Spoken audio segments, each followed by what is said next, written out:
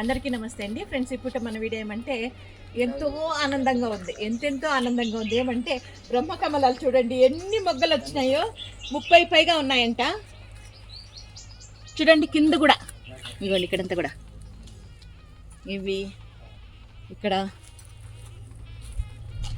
ఆ పైన పైన అసలు ఎక్కడెక్కడో ఉన్నాయి చూడండి. ఈ సందుల్లో ఇక్కడ పైన ఇంకా ఇటు పక్కన చూపిస్తా. ఇక్కడ చూడండి,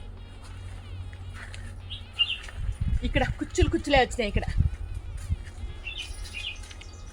ఇదిగోండి ఎన్ని బ్రహ్మకమలాలో.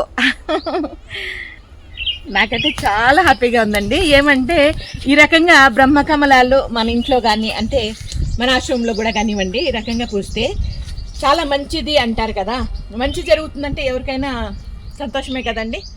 ఇది ఫస్ట్ టైం ఇన్ని మొగ్గలు వచ్చిండేది, కానీ ఈ ఇయర్లోనే ఇది 4వ సారి, ఈ సంవత్సరంలోనే ఇది 4వ సారి వచ్చిండేది బ్రహ్మకమలాలు.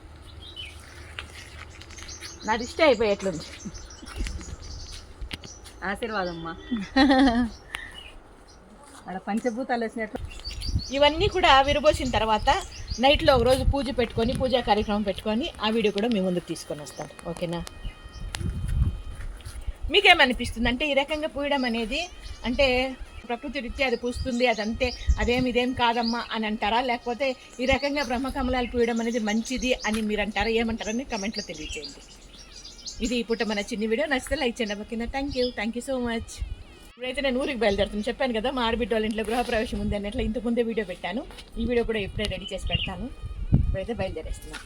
నాతో పాటు రాజు, మన గంగమ్మ కూడా వస్తున్నారు. మా వారు వీడియో చూస్తున్నారండి.